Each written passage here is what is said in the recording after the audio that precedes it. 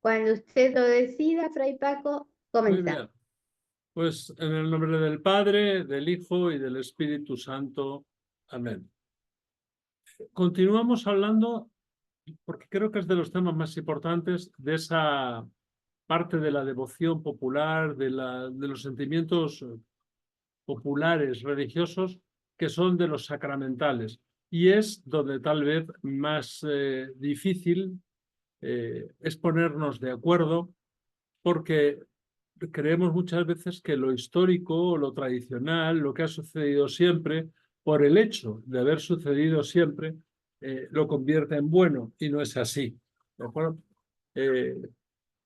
La diferencia entre una equivocación y un vicio es la repetición. Es decir, cuando yo hago algo que está mal, la primera vez me equivoco, las segundas pues aumento mi torpeza, pero con el tiempo se termina convirtiendo en una mala costumbre y esa mala costumbre en un vicio. Igual que cuando mi acto es bueno, al principio solo es un acto bueno aislado, pero si lo repito se convierte en una santa costumbre, y cuando esa santa costumbre se continúa en el tiempo, se convierte en una virtud. Pues esto pasa también un poco con las devociones. Insistamos que el que se haya hecho así, alguien lo haya dicho o haya mucha gente que lo haga, no necesariamente está bien hecho. La principal de los sacramentales son las bendiciones. Es el más importante de todos los sacramentales. Mucho más que las reliquias, mucho más que las oraciones populares, mucho más que el culto a los santos en ese sentido, porque las bendiciones, digamos que por un momento tomamos el papel de Dios y deseamos el bien a los demás. Es decir, si hay un acto que nos acerca a parecernos a Dios en su amor, un acto, digo, no un sentimiento, un acto es la bendición. El sentimiento sería la misericordia, pero el acto que caracteriza nuestro parecido a Dios es la bendición, desear el bien. Eso es una bendición. De hecho, buenos días, además de un acto de cortesía, es una bendición, aunque lo digamos a veces sin sentirlo. Las bendiciones de la familia, las bendiciones de la mesa, las bendiciones cotidianas en la casa, agradecerle a Dios, como he hecho yo ahora mismo antes de empezar este encuentro, en el que nos hemos puesto en la presencia de Dios para que nos bendiga y para nosotros bendecir a otros. Porque la bendición es un toma y daca. Yo puedo estar pidiendo continuamente a Dios que derrame sus bendiciones sobre mí, pero yo no bendigo. O bendigo infinitamente menos que lo que pido. Incluso en ese clericalismo enfermizo que a veces tenemos, creemos que una persona, porque en sus responsabilidades la consideramos superior a nosotros, ya sea el Santo Padre, los cardenales, arzobispos, obispos, frailes, sacerdotes, frailes, monjas, consideramos que su bendición es más poderosa o más potente que la de una ancianita de 90 años que está sentada en el suelo pidiendo limosna. Miren, la bendición es de Dios. Y el Dios que va a bendecir es el mismo y tiene la misma fuerza a través de la persona que bendiga, no varía. O sea, nadie somos mejor cauce que otros de la bendición de Dios.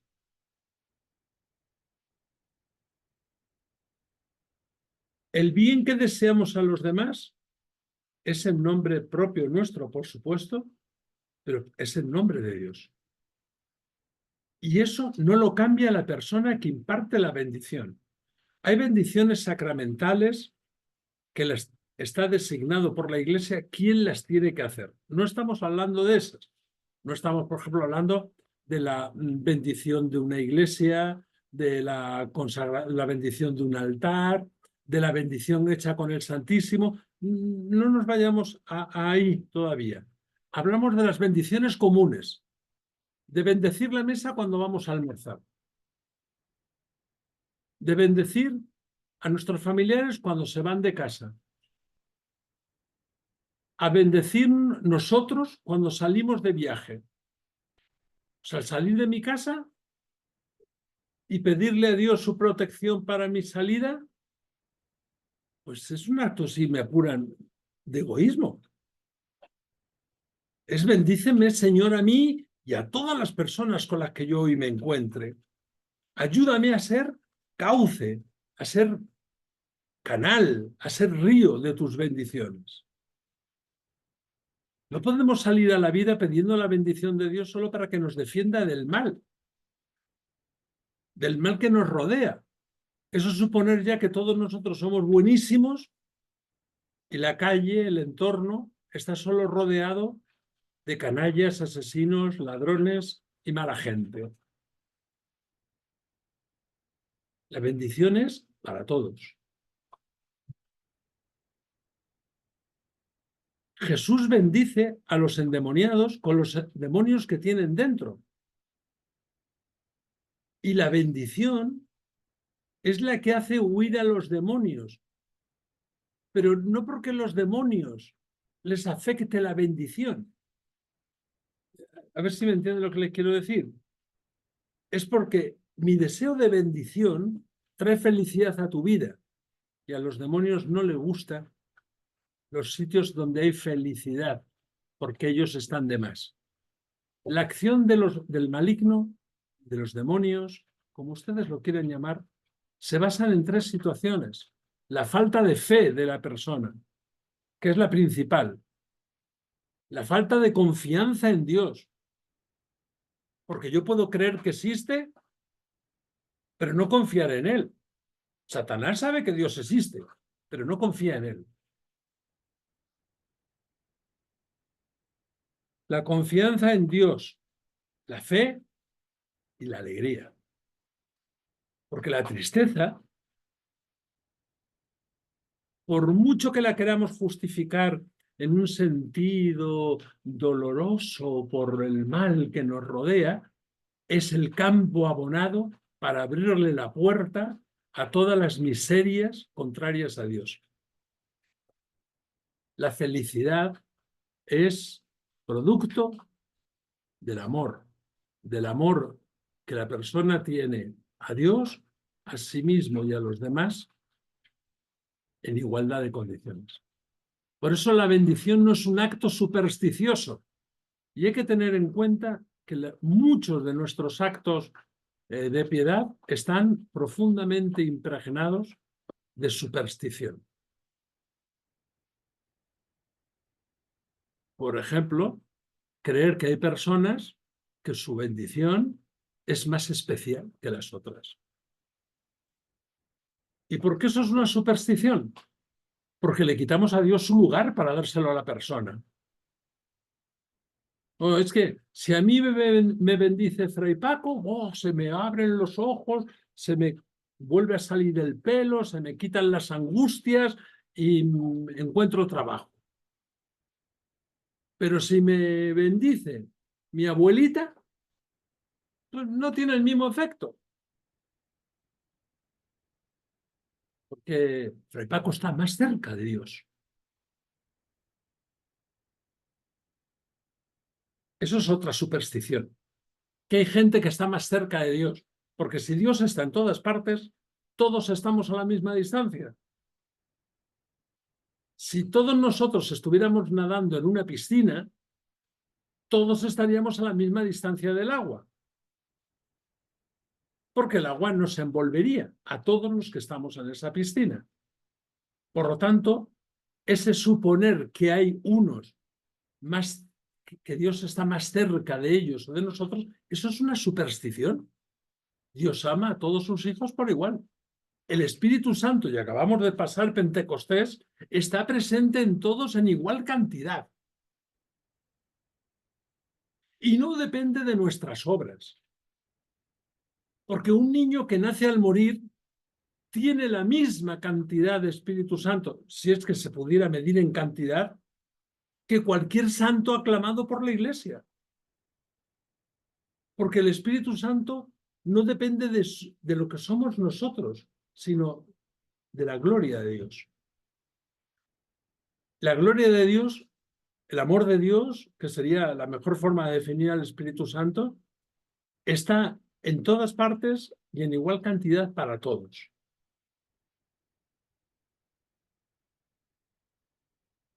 Olvidémonos de eso de voy a que me bendiga fulanito, porque sus bendiciones hacen más efecto. Eso es una superstición.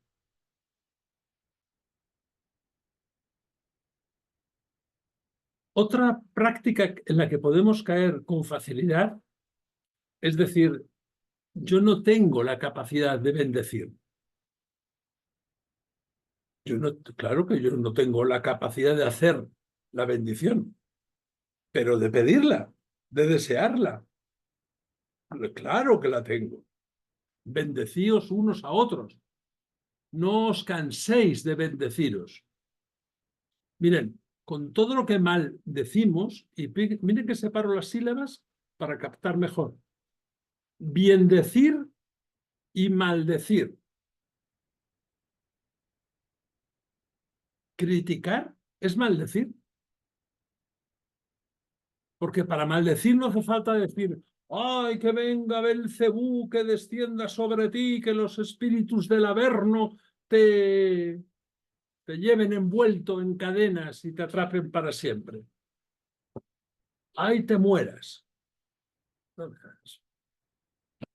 Como mucho es un trastorno mental. Maldecir es hablar mal de alguien o desearle el mal a alguien. A este le tienen que salir mal las cosas porque a mí me hizo aquello. Eso es una maldición.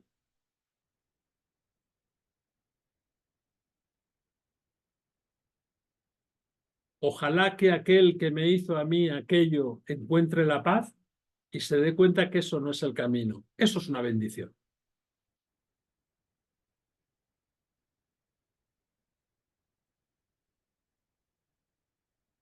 Los pecadores van a pagar por sus pecados. Y usted también. O sea, ocúpese de los suyos y déjese un poco tranquilo los pecados de los demás. Porque estamos todos muy dispuestos a hablar mal de los demás, a hablar bien casi nunca, pero a la inversa, no soportamos que nadie hable mal de nosotros y tampoco soportamos que no se hable bien de nosotros.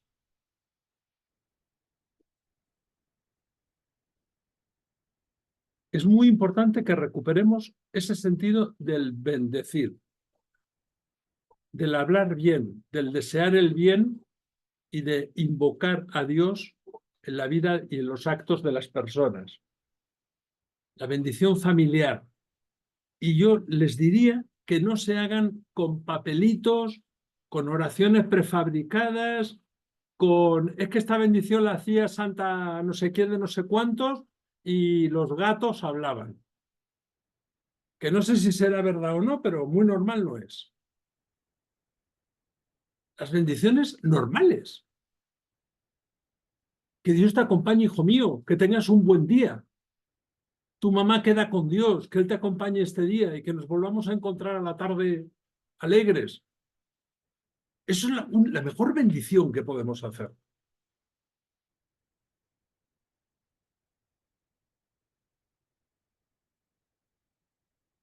La otra parte fundamental de los sacramentales son aquellos ritos o aquellos actos que, instituidos más o menos formalmente por la Iglesia, acompañan la vida de los sacramentos. que no son el sacramento en sí, pero que lo acompañan. Y recuerden una cosa, todos los sacramentales tienen que conducirnos a los sacramentos. Si el sacramental no nos conduce a los sacramentos, es una religión paralela. No es parte de la fe de un católico. Les pongo el ejemplo de un sacramental. La procesión para acompañar al difunto después de muerto a la iglesia, o de la iglesia al cementerio, la oración ante su tumba. Esos son sacramentales.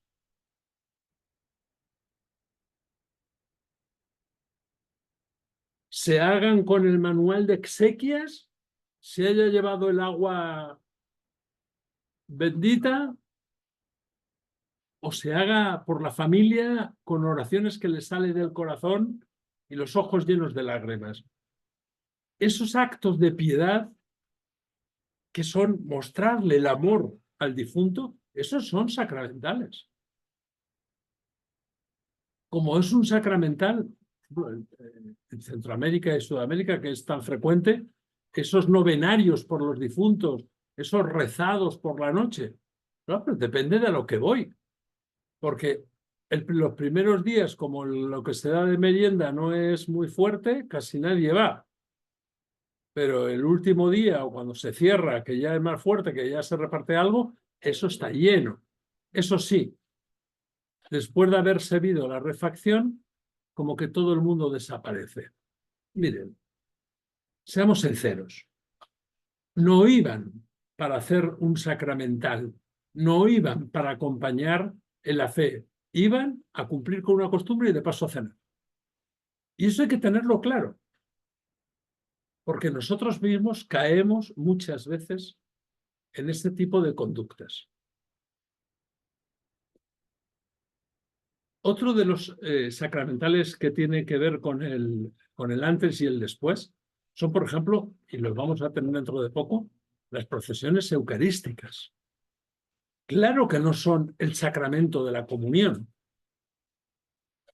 pero son actos que nos conducen al amor, al respeto, a la adoración que podemos tener a Jesús sacramentado. Y que no tienen que ver ni con el brillo de las custodias, ni con las flores, ni si los que llevan velas caminan de frente o de espaldas, ni con los chorros de incienso que se le eche. Todo eso es un problema de adorno y costumbres. Tiene que ver con lo que me motiva a mí para ir. A mí me encantan ir a las procesiones del Corpus porque desde chico siempre me llevaron y me encanta ver pasar la custodia. Pues ha sido a ver una obra de teatro.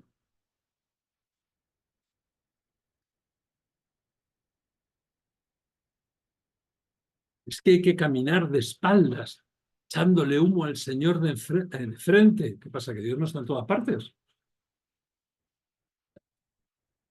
O sea, si el que incensa va caminando delante de la hostia y le da la espalda cuando incensa, no es a Dios que está en todas partes, tiene que dar la vuelta. Ven que hasta en un sacramental, con la dignidad que es de una procesión eucarística, podemos caer en el error de cosificar a Dios. O sea, ahí está, solo en la hostia. No, está en la hostia, en todos los que acompañan la hostia y en todo lo que me rodea, porque Dios está en todas partes. Creer que se es mejor persona por asistir a los actos de piedad no es cierto.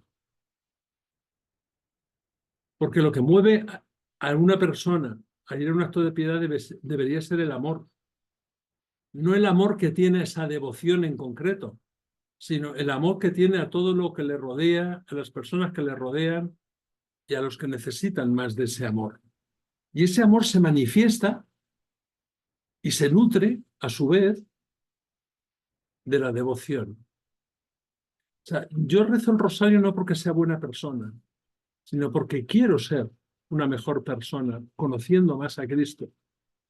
Y ese conocimiento de Cristo me lleva a ser mejor persona y a desear rezar el rosario para aumentar ser mejor persona. Pero la razón de rezar el rosario no es agradar a la Santísima Virgen María, no es agradar a Dios Todopoderoso, no es librarme del infinito, y vamos, ya lo de creer que porque yo tenga el rosario en la mano el demonio no me va a atacar, eso ya es, cerremos capítulo.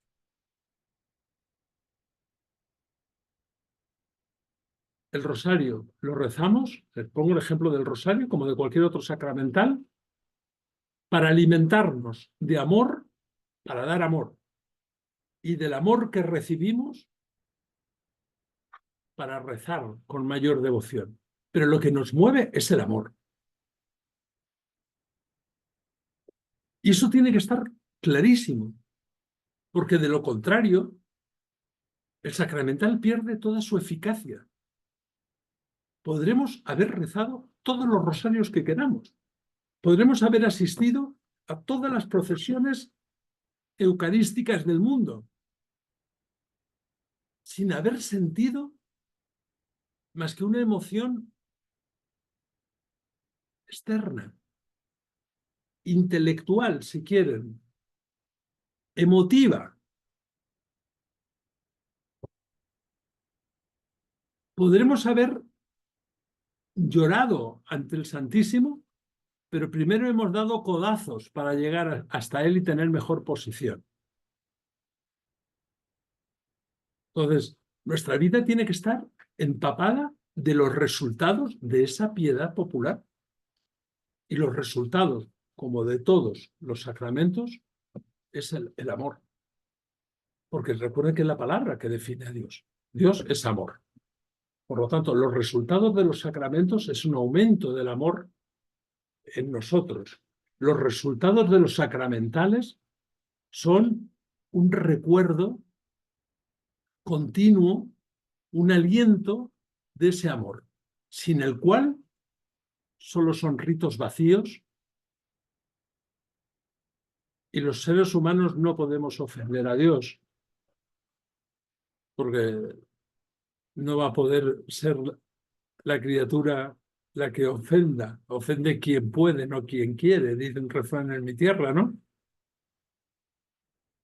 Ofenderíamos, haríamos afrenta a ese Dios que habita en nosotros, porque en lugar de nosotros haber pretendido estar hechos a imagen de Dios, preferimos que Dios esté hecho a nuestra imagen. Los sacramentales, como parte importantísima en el sostenimiento de la fe, son las muestras del amor recibido y compartido. Ya sea que bendigamos. No lo hacemos para salvar a nuestra familia de los problemas que traiga en la calle, porque Dios no salvó a su hijo de la muerte. Por eso yo jamás le voy a pedir a Dios que me salve de mi muerte, porque Él no salvó a la de su hijo.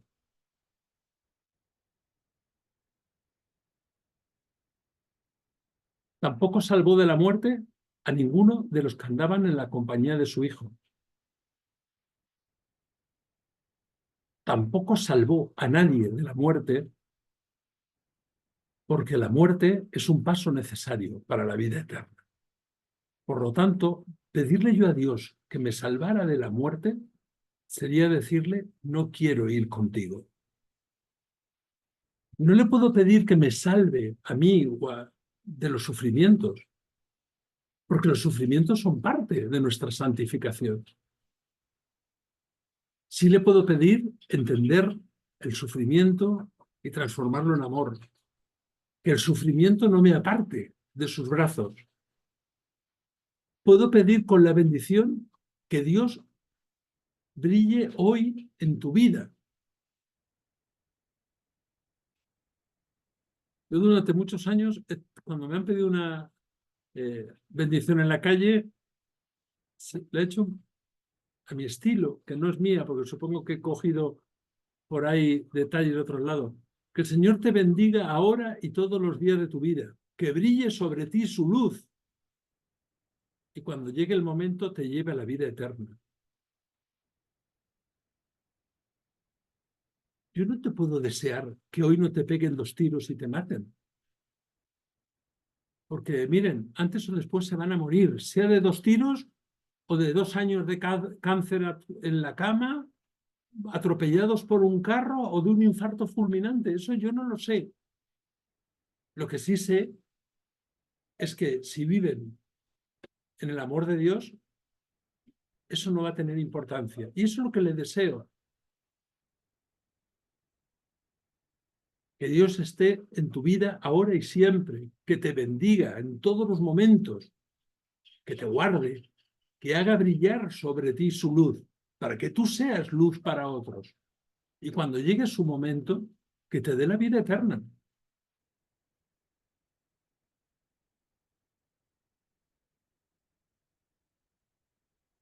En los sacramentales físicos o de actos, siempre hay que recordar el objeto del acto. Yo creo que el otro día les comenté que yo hay veces que veo esas publicaciones que no dudo que estén inspiradas en la mejor de las intenciones, pero que son erróneas, lo haya dicho quien lo haya dicho, en su sentido teológico. Por ejemplo, quien lleve esta medalla o quien lleve este escapulario o quien rece este día no será tentado por el demonio o no pasará por el purgatorio.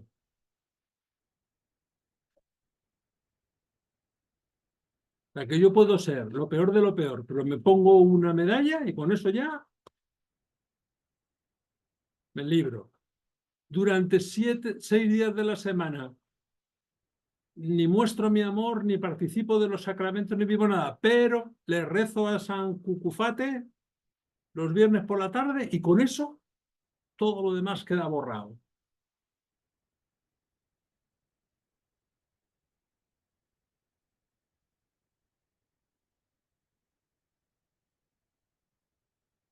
Y creo que a una de ustedes se lo he contado recientemente, pero se lo voy a contar hoy a ustedes para que vean ese sentido.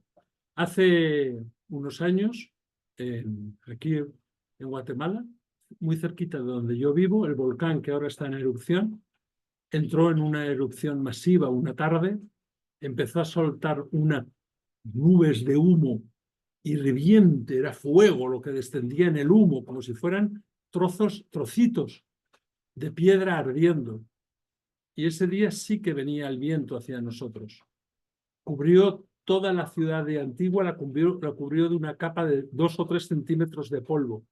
El calor era abrasador, pero abrasador. Nosotros veníamos de misa y nos agarró todo ese polvo en el camino. Esa misma tarde, en algunas localidades cercanas, había procesión de Corpus y habían estado en la procesión eucarística, habían estado con el Santísimo. Y no les dio tiempo a devolverlo porque las nubes les cayó encima y les abrasó.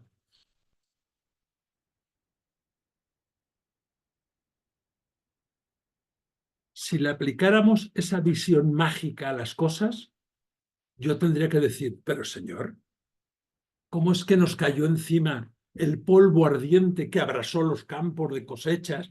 En casa se murieron las gallinas, los patos, unos cochinitos que teníamos pequeños, se murieron los peces del estanque, todas las flores que con tanto trabajo habíamos cultivado y cuidado, todo quedó abrasado en 2 o 3 horas debajo de una capa de polvo que si lo tocabas te quemaba en la mano. Señor, si vengo de misa, no me ha servido de nada comulgar porque tú no me ayudas. Esa tentación es muy fácil. Imagínate, Señor, si yo iba contigo en la procesión de Corpus, y me cayó un mar de ceniza ardiendo y me abrasó. ¿De qué me servía ir acompañándote? Eso es en lo que podemos caer cuando atribuimos propiedades mágicas a las cosas de Dios.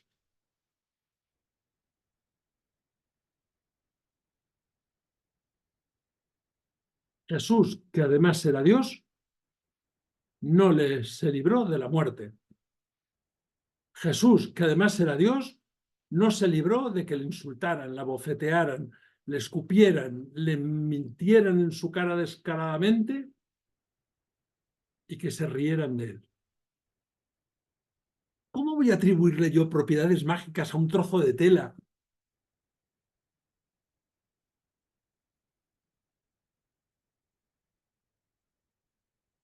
¿Cómo voy a decir que si me ato el rosario en la mano, el maligno no se va a acercar a mí?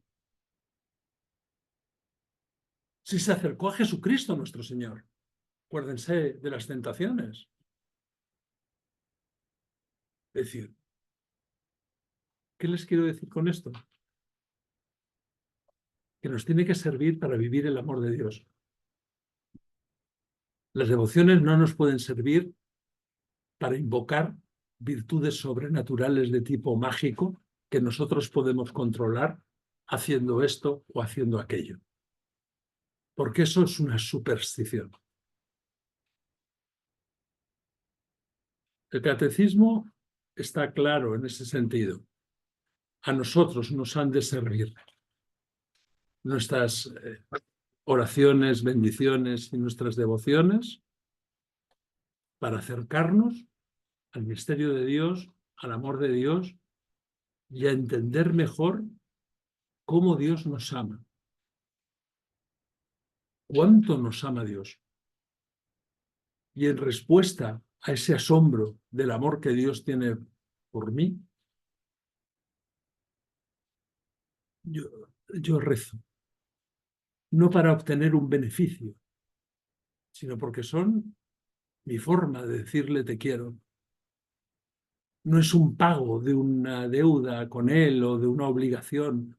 Es una forma de decir cuánto te quiero.